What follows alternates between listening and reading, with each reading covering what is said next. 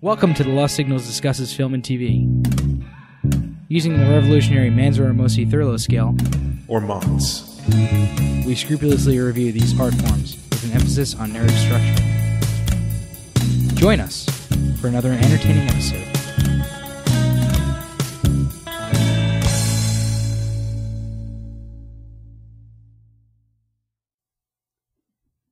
Hello and welcome to another episode of the Lost Signals Reviews, Cinema and Television, or whatever the title of this show is. Film and TV. Now, the important part, though, is that we've been slightly disingenuous with the title, that we haven't reviewed much television. Neglectful, I would say.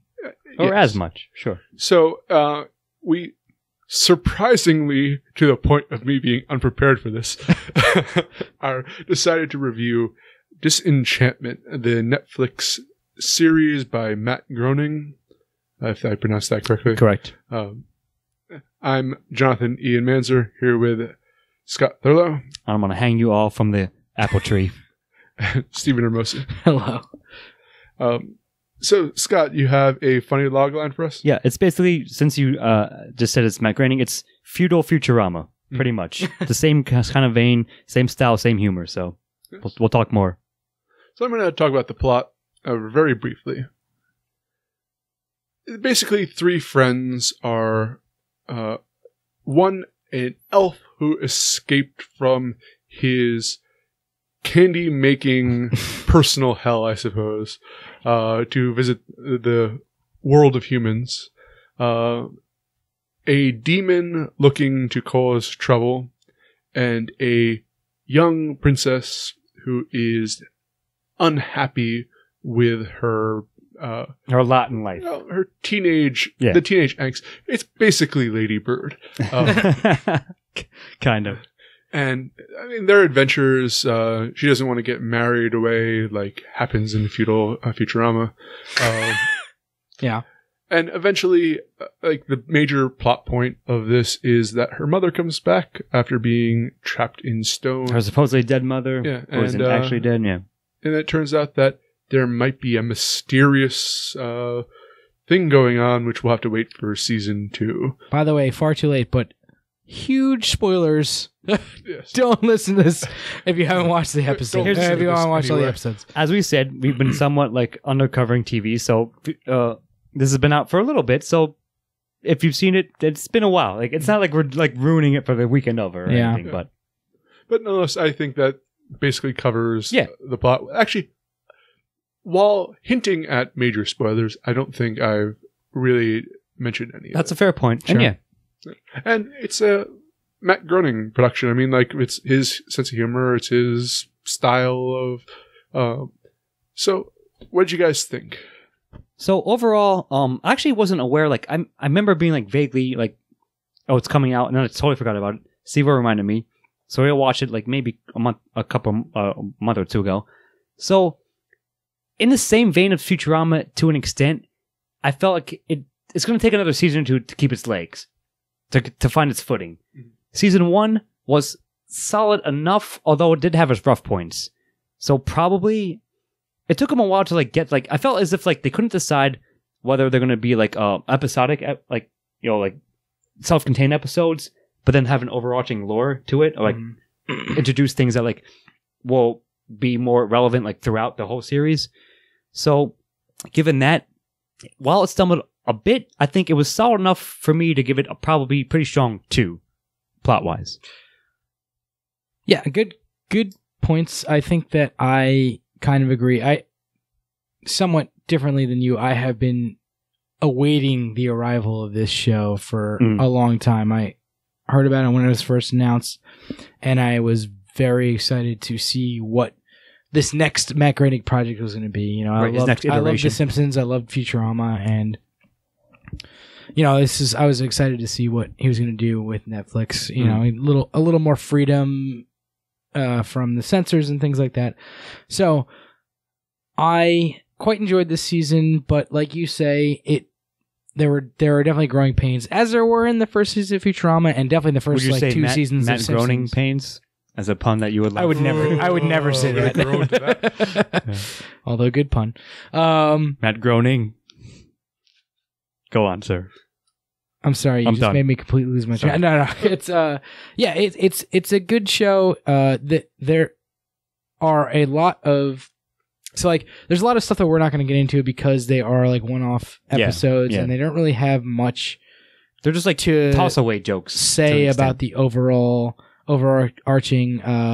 theme of the rest of the series, but they are all fun, like in the same vein as like the fun one-off Futurama episodes. Now, I think that they have a lot of room to grow. I think that they're going to find their legs with the jokes a little bit more than they did in the first season. I think I am going to agree with you and give it a 2 overall. It's certainly more like the first season of Futurama and less like the third season of Futurama, which is or the third or fourth, which were like some of the best seasons of TV that I think have ever been produced, especially in comedy. But the way that these characters interact, I think, led to the overall big reveal at the end. I think one of the strongest points of this show is the last 2 episodes. The rest of them are good. I think the introduction to all the characters is good, and I think that all of them have their place in this series plot-wise, and I think that we're going to see a lot more interesting plot development that's going to be a little more interconnected than Groening's previous shows. So, like, I think it's going to be less one-off. Sporadic. Going forward, I think it's going to be less one-off than Futurama and The Simpsons were. So I'm going to give it a 2 for season 1, and I'll let you go, Ian. To spoil something else, but it's been out for ever now. It reminded me of Dance of Dragons, in which they started building up these plot lines, and all of a sudden it cut them without resolution. Yeah. So if you have to follow, you have to follow the character arcs in this for the narrative in a lot of ways. True. And Bean is developed quite well, and you do have her dealing with her mother and with her stepmother in a way, but that's more of Zog's story. And I think like that was really well. I'm literally like interested in watching the second season based upon the cliffhanger that happened. Yeah, and also the Elfo. Yes, exactly. The elf, whatever his name is. He had a bit of character development too, and an arc, and then it was halted. Yeah, and that's going to get to a point as well. Lucy, the demon, was the only one I felt it has a lot of potential for a character Would you development. say he was a bit underdeveloped? Yes, but in a weird way, he also was the witness to a lot of characters. Okay. For instance, Zog got Bean's father got a lot of character development through his interactions with Lucy. That's true. So I think they're holding back on Lucy until next season, or even maybe the season after that. Like, I think there's going to be like a big turning point, or like what they did, like kind of late in the series with Zoidberg. Yes. I think there's going to be a big like push of his character development as the demon, familiar, and I think that's going to be like really affecting because we've been getting like little senses of what he is, and then I think at some point we're going to get like, here's why he is what he is, and I think that's going to be very important to the series. That could be. But we're not rating what will be; we're rating what is. And I agree with the 2. Then it's like it just cuts off. It's infuriating. But again, it sold me on the second season, which I suppose is what the first season is supposed to do. Right. So yeah, 2 things. My final thought is I felt the opening, like say 3 episodes were very strong. The middle, like 3 or 4 after that, were like kind of inconsistent, kind of a little weaker, like here and there, like in parts, like in toto. And then the closing 2, they might as well have been like a big like feature, like full length, like hour episode. Yeah, like 8 and 9 or 9 and 10. But it's enough for 2, and it got me enough that I am interested into following it into season 2 because they did everything they wanted to do well enough that it got me invested. I wasn't like, nah, I'm never going to watch it again. No, you got me. when it comes back, I'll definitely check it out. So. Okay, Scott, continue talking with themes. Okay, so this one's a little bit interesting because, yes, as we mentioned, it's Matt Groening's next baby, but it's something like kind of dynamic we haven't quite seen before. So the main character is a rebellious teenage princess, essentially, in like a crazy, like sort of almost like fucking Adventure Time kind of world. Like all the fantasy tropes and characters you ever seen in your life exist in this setting, but it's her like. Again, trying to buck the what she was the role she's supposed to play versus who she actually is. So I think it's her finding herself, trying to figure out how she fits in. Like, there's a couple episodes where she gets a job or tries to get a bunch of jobs and like fails at them here and there, and like making friends, like having actual meaningful connections with these other like again ridiculous fantasy characters. Like Elfo becomes one of her best friends. Lucy is basically her. He's literally her personal demon. That's like what the angle of it is. And a lot of it is also her relationship to her parents, specifically her father, King Zod, and her true mother, her actual mother, who's until the end is turned to stone as like a stone statue. So like I think it's just like figuring out yourself. I think it speaks like this seems like a haughty thing to say, the millennials. Like just figuring not following in the footsteps that you're supposed to follow. And trying to find who you actually are. That's definitely exemplified by Bean, but I mean, Elfo, he's Same born. thing, yeah. Zog never wanted to be king. He was a warrior, and he was forced into this role. Almost every major character in this is lost in a way, and I mean, it works as a musing on that idea. Yeah, they feel as if you're right. It's the attempt at. For every character in this show, basically, it's the attempt at self-discovery. Exactly. Well which said. Is, and I think that it's pretty well done in terms of that, especially with Bean and Elfo are the two main ones that they do this one. And like, I think that they set it up really well for Lucy to also have this going on because like throughout, he's, Lucy, the demon kind of is just doing what he's supposed to do, but never really doing it with his full intention. Yes. Which is kind of like what all of these characters do. Like they're not like fully intentioned into what their roles in life are. And like I think that Lucy like really wants to be a friend to Bean, even though he's supposed to be a dickhead to her.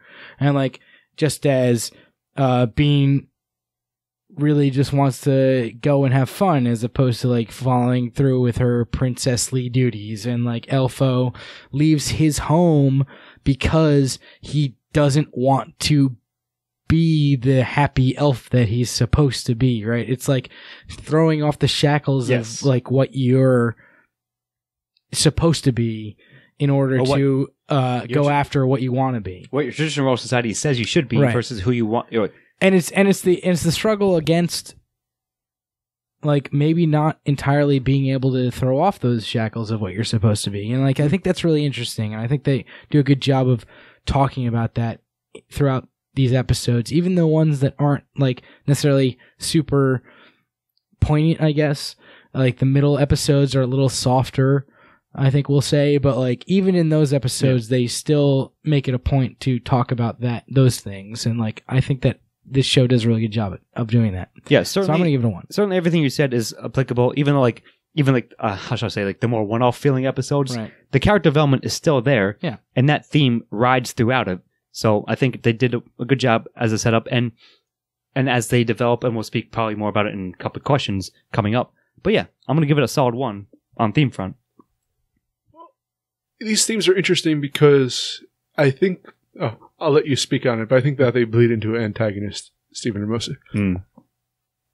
Yeah, so I agree. The antagonist is kind of strange for me. I'm trying to, so like, again, super major spoilers. Don't fucking listen to this anymore if you don't want the ending spoiled for you. Plug up your ears. But if you've seen it, if you want to look for a solid protagonist or antagonist, you look no further, I guess, at least at the end of the first season, than Queen Dagmar. because she comes back in, fucking throws the entire kingdom into chaos right at the end of the season. Wait, yeah, she is. Sorry, I got confused over which queen was which. Yeah, no, Una's the other one. Yeah. Throws the entire kingdom into chaos at the end of the season, and then like just fucks off. It's like, all right, I'm like gonna leave on this fucking ship. Well, Whatever. she takes Bean with her. Yeah, exactly. And like, if you need a solid, like I feel like she is going to be the big bad of season 2, right? And that starts here. So like, I think that the big bad seeds are laid here. But in the first season, it's kind of like more of an existential thing as far as the antagonist goes. Like, it's Bean trying to discover who she is. It's Elfo trying to discover who he is outside of his home. It's Lucy trying to figure out how to be a demon. And those are the three main characters, right? Like, I'm probably going to, spoiler, I'm going to put all three of them as protagonists. Yeah. But like, it's those three characters trying to figure out who they are in this first season and like what's going on and how they're supposed to navigate the world. So I'm going to give that the main antagonist, but I have to put Queen Dagmar in there just for that last episode because she really fucks everything up and like sets up everything that's going to happen for the rest of the series, I think. Right? Like, I think that is going to be the big turning point in the series, that last episode of the first season. So either way, talking about both of those things, I think they're both really effective in this show. I think that I think that Groening and his writing team and like whoever else is involved in writing this show like do a really good job in the first season of setting up that existential crisis, which is going to inform all of their characters for sure throughout the rest of the series. And like, what I like about the way that Groening's shows go is that you don't get that happy ending that you really want. Sure. Like, Bender is never going to be a good guy. Like, Bender's never going to like turn over a new leaf or whatever. He's going to be Bender. And like, you just have to accept him as Bender or not. And I think that Bean is going to be the same way. And I think that Elfo is going to be the same way. And I think that Lucy is going to be the same way. All right. Like, they'll have moments of inspiration or like touching moments for all of them. And I think Groening's really good about doing this. And I'm going into protagonist now, so I should stop talking. But like, regardless of that, I think this existential like crisis is a big part of the antagonist in the first season, and I think that Queen Dagmar at the end of the first season presents a very good antagonist in that last episode, and I'm looking forward to seeing her as the antagonist going forward.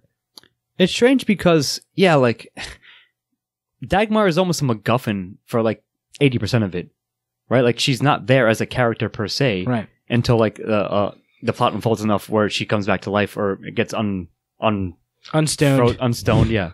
So, like, I think you're right. Like, I tend to agree a large portion is, like, these characters, again, like, figuring out who you are as a young person. Like, it's certainly a parallel to, like, the millennial kind of thing, like, to our generation in a sense. But certainly, like, just the existential, like, conundrums, right? That's all.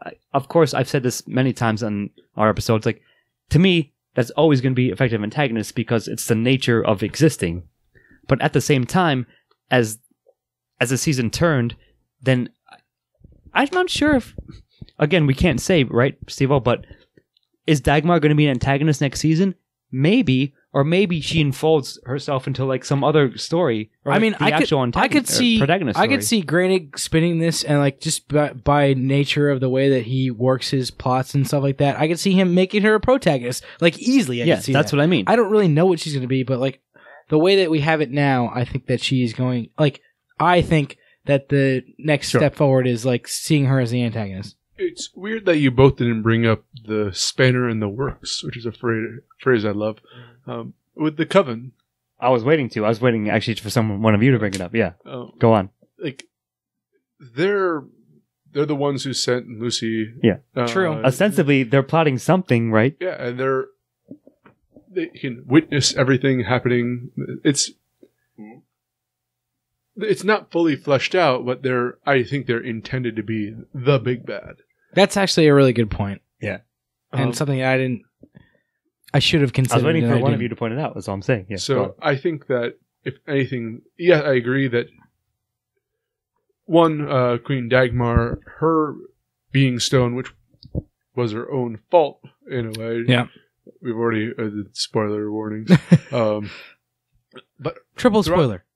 the repercussion of her being turned to stone, which they're not aware it was their own doing, is felt throughout this entire, like, a lot of Zog's antagonism towards Bean is partly due to the fact that the mother was turned to stone. Like, That's true. A lot of, like, And he struggles Family with not dynamics. blaming her, right? Like Yes. that's a great thing about this. Like Zog struggles with not blaming Bean for losing the love of his life, which is like a incredible like turn, like in this. Sure.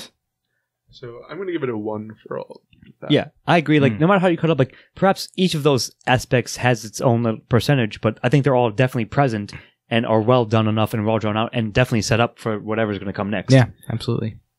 Okay. And on the protagonist, I agree that Elfo, Lucy, and Bean. So, like, protagonist. trifecta. I might even suggest that Zog is, and I could see it coming forward, especially with the repercussions of the ending, being a major protagonist in this. Yeah, that's a fair point. Because he's one of the most well-developed characters in this series. So I'm going to give all 4 of them a pretty strong 1. I think I have nothing further right now to say about it.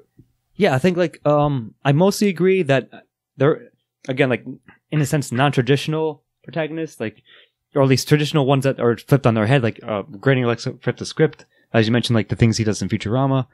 So, yeah, like, I'm going to call it Bean, Elfo, and certainly Lucy. Zod, to me, is, like, almost on the cusp. Like, he's like, maybe, like, the most important side character, and possibly morphs into a actual protagonist, or will be coming forward. Because, again, I don't mean to, like, harping back to the 1-to-1 ratio of Futurama, but at the same time, that's a very big ensemble cast. Yeah. So think of it this way: if it's 3 of them plus Zog plus Dagmar in the next season, that's 5 in protagonists. But for sure, it's definitely Bean, Elfo, and Lucy. And I think they were well, like, again, set up well enough and had enough character development.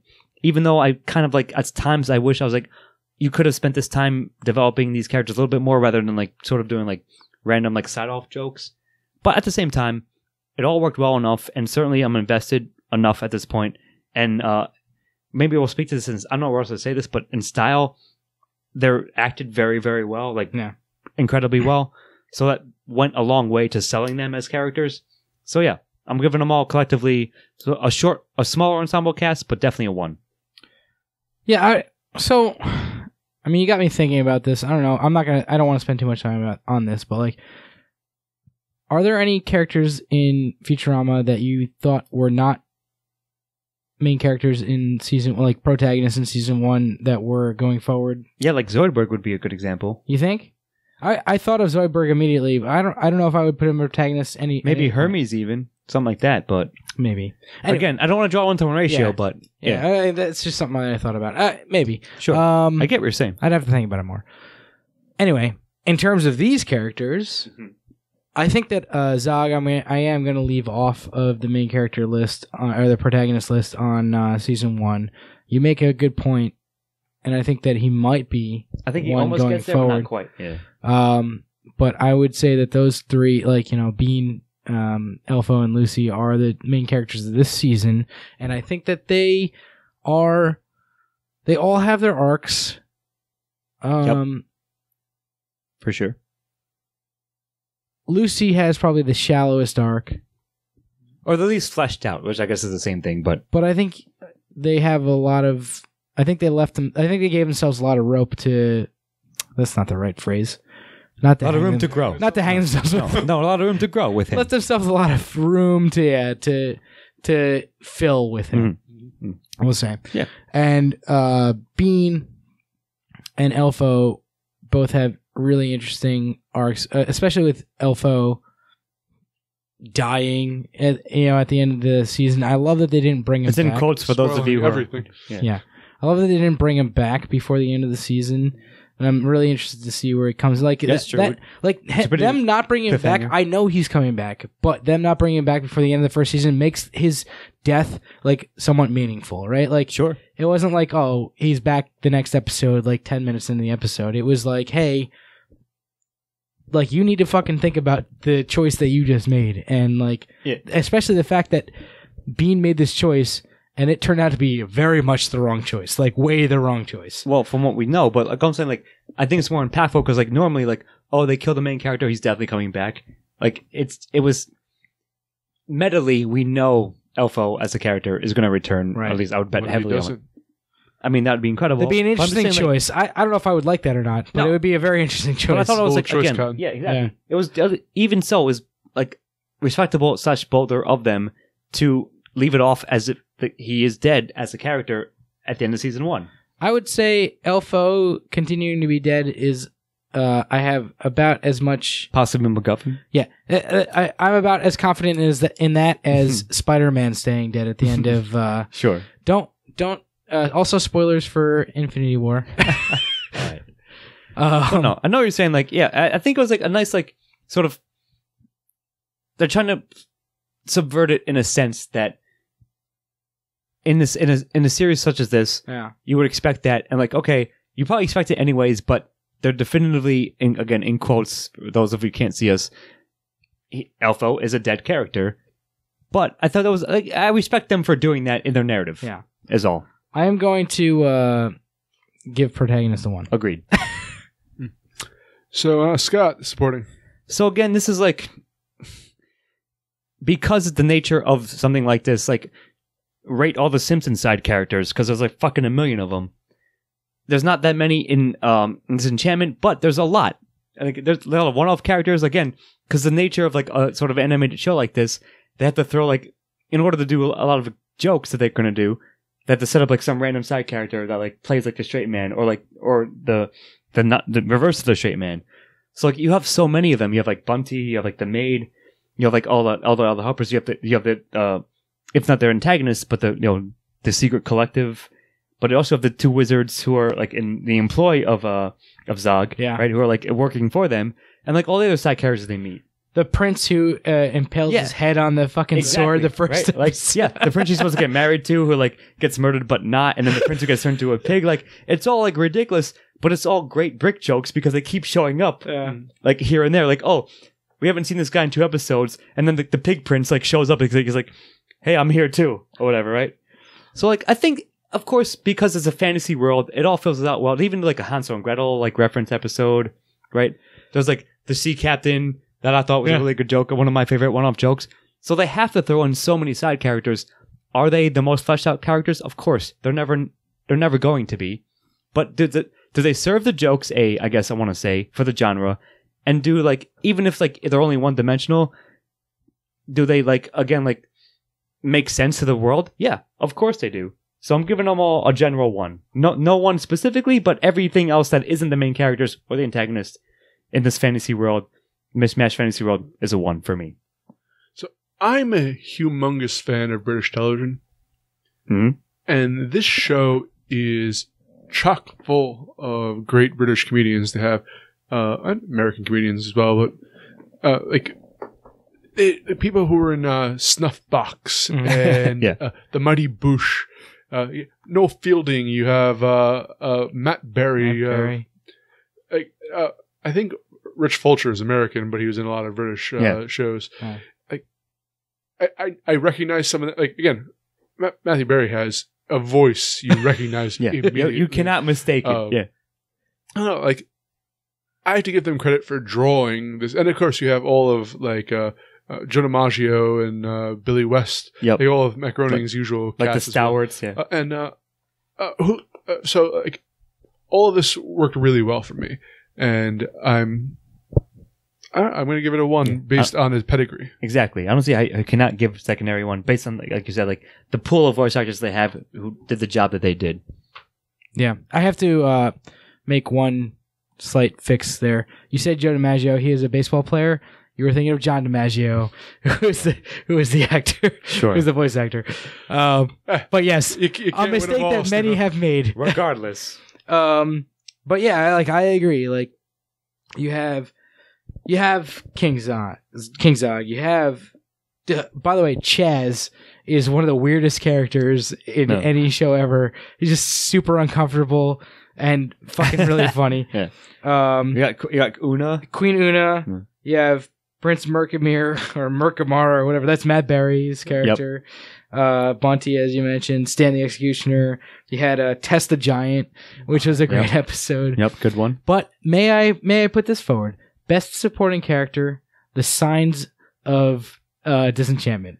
Okay. Style. So yeah, exactly. I suppose, but they had a life of their own.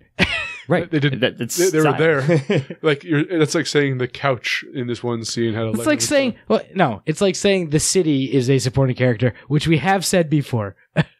Perhaps, but in terms of this, I'm gonna side up with E. Yeah, it's a great joke, Steve-O. They do like a number of like great gags, but it's all style. The signs are not a character. I suppose.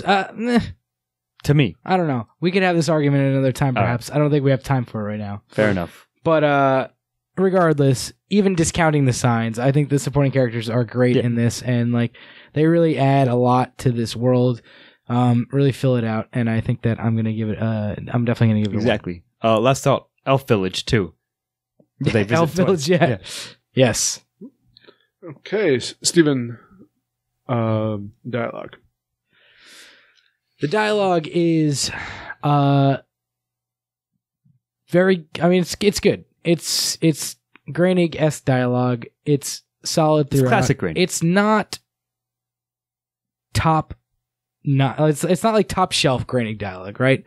But that doesn't mean it's not like I almost want to give it a 0 because it's like doesn't compete with like Futurama season 3, but it definitely is as good as Futurama season 1 or The Simpsons season 1 or 2, I think. And I think that the voice acting really fills it out. I think that the acting job of these characters makes the script much better, elevates it, and for that, like if it was poorly voice acted, I'd probably give it a 0. It would be on that line. I think the fact that the voice actors in this show, the actors that they got to do these parts, are really good. I think I'm probably going to give it a 1, but it sounds like someone's going to give it a 0. So let's hear your argument. When we initially talked about whether to watch the show or not, my opinion was it's good, but not great. Mm-hmm. And partly the fact is, when I think of Simpsons and when I think of Futurama, I think of some of the best dialogue in cartoons. Mm-hmm. This was good, but it wasn't great. And what I was really laughing at, as you point out with the signs, we'll go into the style with the kind of like a visual humor, sight gags. Yeah. And again, I don't. It wasn't bad, but I'm punishing it for its pedigree. Fair. Versus the previous question, which I rewarded. Or unfair, I suppose. But yes, I understand what you mean. I'm more or less doing that. Like, it's really harsh because this is one I was wavering on. It's not, like, don't get me wrong. I'm probably going to give it a 0, mostly for what you said. But even, like, not measuring against the other shows that Groening is famous for, like, it was perfectly fine. Granted, there were some jokes that I really liked. There were some spot-on, like, exchanges and so forth. But I would say, like, in this case, 60-40, it's close, even maybe closer than that, but just over the edge that I was expecting a bit more, and some of the jokes didn't really land for me. And I can give you examples. I don't want to like go into specifics, but if pressed, I could say this joke was set up nicely, but it didn't really land.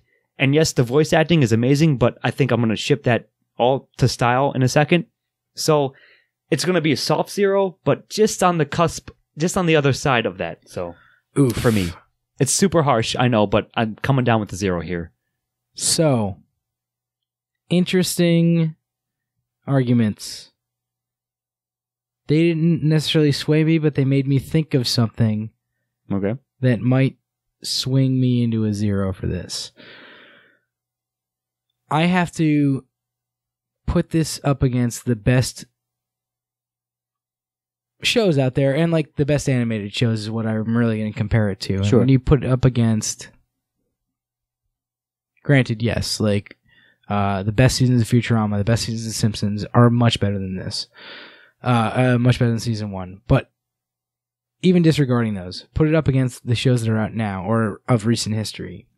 Rick and Morty, BoJack Horseman, Venture Brothers, Archer, even like the more kiddie shows like Gravity Falls, Steven Universe, Adventure Time, regular show. I'm not sure holds up to any of them. And that, I think, is the reason that I'm going to give it a 0. Like, just I have to hold it against its peers. Yeah, and for sure. And it's has potential for sure. It can be as good as all of those, and I think that within the next couple of years it'll find its voice, and it will be. Yeah. But season 1, you're right. I don't think it measures up, and I'm going to give it a 0 for that. All right. Yeah, I'm just saying. Like, final thought. Like, as we seem to convince you, it's good enough, but just at times it falls flat. It has potential, but it didn't realize the potential at this point. So that's zeros for us all, and I'm going to move on to style, which it's a Matt Groening production, but in fantasy setting. Not a bad thing. I mean, he's mastered his art style for these. I think the character designs were really well, and I think that the difference in whether you're dealing with Queen Olna's land, the swamp area, where the elf village, all the well done. Kind of brought me back to like World of Warcraft days. But I mentioned earlier, the visual gags were what really sold this for me. As you mentioned, there's like a lot of background signs that are great. So I'm going to give it a 1 for that. Yeah, Groening's always good about that stuff. And yeah, you're right, Sivo. Everything you said earlier, I'm shipping here. And of course, like, it's very recognizable. He knows what his style is, as you said. So like almost like, how shall I say, like the Simpsons eyes and Simpsons nose and mouth, right? Like, so like just straight up like animated. Yeah. In that sense. But I think I'm going to give it credit on top of that also for world building. I had a very good sense of place for this fictional like cartoon world in a sense, right? The kingdom is here. They went here. Like the elf village is here. And so forth. The Vikings that show up, like exactly. you kind of like feel where they're from. Right? So when they go like distant foreign lands like that, it felt like again in the fictional whole like setting, it was well realized to me. And I guess you could make an argument like if you don't like Groening's style, you're never going to like it. But overall, and the visual gags, like the callbacks and like just the background, like when they're driving by and like a sign says whatever, and like it's a nice little like if you blink and you'll miss it, but if you catch it, like it's really good. So overall, solid 1 for style, even though he has the pedigree is there, and if you like it, you're gonna like it. I would say. Yeah, it's tough to. It would be tough to give this one a 0. You're right. The sight gags are there. The signs are incredible all throughout the that's one of his. I feel like they had one writer who was like, "You make all the signs, and like you better you're fucking the sign guy. You better work your ass off because you're fired if you don't make these awesome." And like they have all that. They have like the Groening style animation, and like he kind of pushes it forward every new series that he does, like a little bit, and like a little bit more refined. Yeah. And I like the way that it looks. I like the way that it feels. There's like a joke. I just wanted to bring up one joke. There's a joke where there's a sign when they go into the woods. It's like racist antelope or something, or like deer or something like in these woods, and it's like if you blink, you'll miss it. And then later on in that episode, like a deer or an animal, I forget what animal it was, like comes in, makes a racist comment, and then just wanders away and wallops away. You're right, and it's funny that it's like, oh my god, what a fucking payoff to that like fucking random sign that was on the screen for 4 seconds. To be fair and to back you up, I actually did miss that visual gag sign. You took, like we were talking about it precast. Yeah. Steve said, "Did you see that sound?" I'm like, "No." But I remember the deer making a racist comment. He's like, "Well, it is a callback because it was set up and like right paid off so perfectly." But there's many others like that. There's all like that's all the style of this show, and I love it, and I'm gonna give it a strong 1 for that. Yeah, for sure. Yeah. Okay. So Scott, would you like to lead us or give us the finale with our recommendation? Yeah. So at the end of the day, I definitely do recommend Disenchantment. like we said, like it's if you know the pedigree, if you're a fan of Groening and that style of stuff, and if you're like, even if you're not, I think it's well done enough that it's worth getting into. And if you have like other things that you might like be debating, yeah, it's funny because when three of us were done, we're like, was it worth it? At the end of the day, it certainly was. Maybe a softer one, or even like it's not a hard one, but yeah, I do recommend it. You can consume it in easily, biteable chunks. It's like half an hour, like 34 minutes, whatever each episode. Yeah, I think it has potential, like we said, in that seeing the first season, I do like what I saw out of it, and I'm interested in more. So I think it's worth it. Yeah, I might have a bias towards Groening, but I think this is going to be one of those shows where it's like, and like his other shows, like I think it's going to be one of those ones where it's like, hey, yeah, you could miss the first season, I guess, but that might be doing a disservice to like the rest of the series. And I think that it's going to get stronger as it goes, and I think that that I agree with. And that is to say, I am basing my recommendation on the first season. I think it is strong enough to watch in and of itself. But if you miss this first season it may not be the biggest deal. And try to pick it up, I think you'll be all right. But you might be missing a little something. You may need to watch the last 2 episodes. Yeah. Yeah, true. But like then, but I think even so, like you get so much passive information about these characters throughout the first 8 episodes, and then the last 2 episodes are a payoff to that. Like, granted, the first bunch of episodes aren't like the best if you take them by themselves, but I think that you're just like gaining little bits of knowledge about the characters throughout them. They can be a little haphazard, but at the same time, they are doing the world building and the character building. Yeah, I think Groening is really good at doing that, like seeding throughout the season, like little bits of information that you need about all these characters. So I'm going to give it a 1 for recommendation. That's, it's one of those shows where if I didn't think it was going anywhere, I would say you could definitely miss it. But I think it is going to go somewhere based on the first season. Exactly. And I recommend watching it so that you can be with everybody else when the second season kicks off. It does have history on its side for getting really good. Mm-hmm. It's, as I mentioned earlier, it's good. It's not great. But it's good enough. Definitely worth the 8 that we all gave it. Yeah. As you're fitting that in here. We did. We collectively gave it an 8. Yeah. Okay. All for the same reasons. All right. Yeah. So I'm Jonathan Ian Manzer, here with Scott Thurlow. And I will see you in the Enchanted Forest in Elfo's home. And Stephen Hermosa. Have a good night.